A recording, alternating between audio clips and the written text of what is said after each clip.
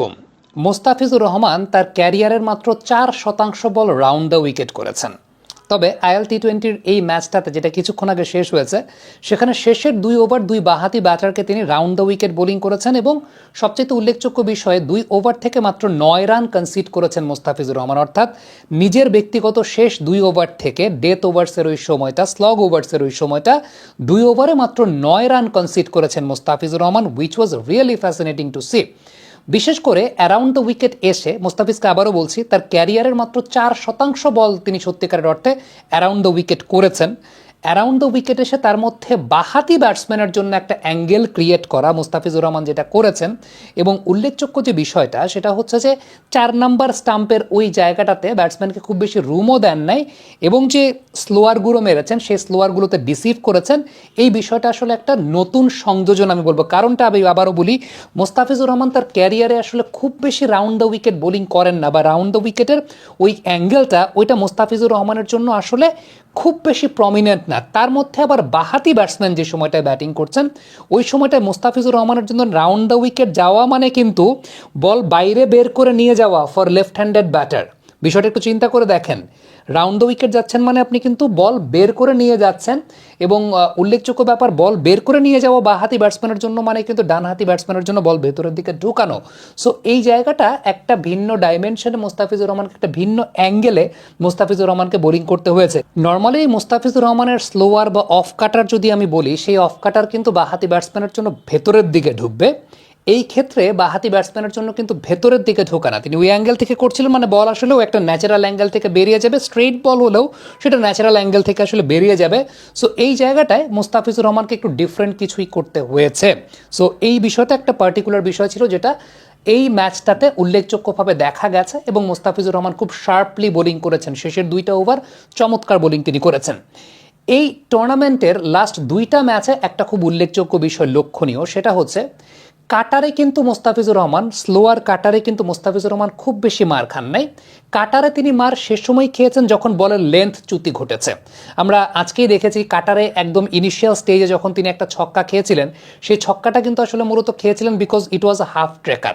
বলের লেন্থটা আসলে না সেটা ওয়েল ডিরেক্টেড বাউন্সার ছিল, না সেটা গুড লেন্থে পিচ করা বল ছিল। সেই বলটা আসলে একটু ব্যাক অফ দ্য লেন্থে পিচ করা বল ছিল, যেটা ব্যাটসম্যান পিছনে গিয়ে পুরোপুরি ওই জায়গাটায় পিক করে ফেলেছেন। এর আগের দিনও আমরা দেখছিলাম যে আন্দ্রে রাসেলকে যখন তিনি বোলিং করেছিলেন, আন্দ্রে রাসেল আগে থেকেই পিছনে গিয়ে জায়গা করে নিয়েছিলেন।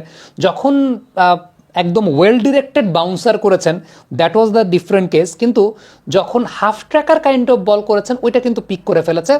আর মোস্তাফিজুর রহমান আসলে মার খেয়েছেন বেশি সিম আপ বলে। আবারও বলি, মোস্তাফিজ কিন্তু স্লোয়ারে খুব বেশি মার খান নাই, স্লোয়ারে তখনই মার খেয়েছেন যে সময়টায় আসলে একটু লেন্থ মিস হয়ে গেছে।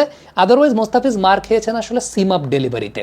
সো এই জায়গাটা মোস্তাফিজুর রহমান হয়তোবা আর একটু রিদম পাওয়ার চেষ্টা করবেন। তবে আজকে একটা নতুন জিনিস এসেছে, সেটা হচ্ছে অ্যারাউন্ড দ্য উইকেট বোলিং করে বাঁহাতি ব্যাটসম্যানের জন্য বল স্ট্রেইট বের করে নিয়ে যাওয়ার যে জায়গাটা, ওই অ্যাঙ্গেলটা ইউজ করা, সেটা খুব শার্পলি করতে পেরেছেন। ওয়ালটন এসি এক্সচেঞ্জ অফারে এখন যে কোনো ব্র্যান্ডের পুরাতন এসি বদলে নতুন ওয়ালটন এসিতে উপভোগ করুন 25% ছাড়। Walton air conditioner, comfort without compromise. দেখেন, ওয়াকার ইউনুস মোস্তাফিজুর রহমানের বোলিংয়ের তার 2 ধরনের বল, একটা তো রোল অফ দ্য রিস্ট কাটার, আরেকটা হচ্ছে তিনি সিম আপ ডেলিভারি করেন। বিশ্লেষণ করছিলেন গেল কদিন আগে, সেম বিশ্লেষণটা আমরা অনফিল্ডের পর্দায় করেছি, যেটা আপনারা দেখেছেন। যারা নিয়মিতভাবে দেখেন তারা ডেফিনেটলি দেখেছেন। তারপরেও ওয়াকার ইউনুস বিশ্লেষণটা করেছেন তার আদলে। ফুটেজ যেহেতু আছে, ভিডিও ফুটেজ আছে, একটু আপনাদেরকে জিনিসটা আরও সহজ করে দেখিয়ে দিই। সেটা হচ্ছে মোস্তাফিজ 2 ধরনের বল করেন। একটা হচ্ছে রোল অফ দ্য রিস্ট কাটার, যে রোল অফ দ্য রিস্ট কাটারের সময় কবজি পুরোপুরি ভেঙে ফেলেন এবং রিলিজটাও হয় আসলে কবজিটাকে ভেঙে এবং একটা অ্যাঙ্গেল করে। সেই জায়গাটায় কিন্তু বলটাকে স্ট্রেইট ব্যাটসম্যান দেখতে পায় না। কিন্তু যে সময়টায় তিনি আসলে সিম আপ ডেলিভারি করেন, একটা পর্যায়ে তিনি কবজিকে ভাঙেন কিন্তু রিলিজটা কবজিটাকে ভেঙে করেন না, রিলিজটা করেন তিনি স্ট্রেইট। এই বলগুলোতেই আসলে মোস্তাফিজ অপেক্ষাকৃত রান বেশি দিচ্ছেন। আবারও বলি, এই বলগুলোতে মোস্তাফিজ অপেক্ষাকৃত রান বেশি দিচ্ছেন। অর্থাৎ এই বলগুলোর প্রোডাক্টিভিটিটা মোস্তাফিজুর রহমানের রোল অফ দ্য রিস্ট কাটারের চাইতে অপেক্ষাকৃত কম। বলছি না খারাপ, বলছি না ভালো না, প্রোডাক্টিভিটিটা ওইটার থেকে এটাতে কম। এবং ওয়াকার ইউনুস এই বিষয়টাই বিশ্লেষণ করছিলেন যে আলটিমেটলি যে সময়টায় আপনারা খুব ভালো মতো লক্ষ্য করে দেখবেন, ভিডিও ফুটেজ বা স্টিল পিকচারটাও দেখতে পাচ্ছেন আপনারা ঠিক এই মুহূর্তে, যেটা প্রোডাকশন এন্ড থেকে দেখানো হয়েছে। আমরাও এর আগের দিন আপনাদেরকে অ্যানালাইসিস করে দেখিয়েছিলাম যে যখন তিনি রোল অফ দ্য রিস্ট কাটার করছেন, কবজিটাকে পুরোপুরি ভেঙে আবার কবজি ভেঙেই রিলিজটা করছেন, এবং তখন বলটা রিলিজ হচ্ছে একটা অ্যাঙ্গেল করে, বলটা পরিপূর্ণভাবে দেখতে পাচ্ছে না ব্যাটসম্যান, কিন্তু যে সময়টাতে আলটিমেটলি সিম আপ ডেলিভারি করছেন, কবজিটাকে এক পর্যায়ে ভাঙছেন ঠিকই, কিন্তু রিলিজটা হচ্ছে স্ট্রেইটার। সো এইটা ব্যাটসম্যানের জন্য অপেক্ষাকৃত প্রেডিক্ট করাটা ইজি হয়ে যাচ্ছে ওই সময়টাতে। এই জায়গাটা মুস্তাফিজ একটা ব্যালেন্স করে করে বোলিং করে। তবে ডেফিনেটলি এই সিম আপ ডেলিভারিগুলোতে আরও প্রোডাক্টিভিটি বাড়ানোর তো অবশ্যই জায়গা আছে, এবং I hope Mustafiz will work on that. But আজকে একটা বিষয় ভালো লেগেছে, অ্যারাউন্ড দ্য উইকেট মুস্তাফিজ বল করেছেন, অ্যারাউন্ড দ্য উইকেট বল করে একটা অ্যাঙ্গেল থেকে স্ট্রেইট তিনি বলকে বের করে নিয়ে গেছেন। So it was really good to see. মুস্তাফিজের দল হেরেছে, বাট তার বোলিংয়ের প্রোডাক্টিভিটিটা ভালো ছিল। শেষের 2 ওভারে মাত্র 9 রান তিনি দিয়েছেন। কমেন্ট বক্সে আপনাদের মন্তব্য মতামত জানতে চাই।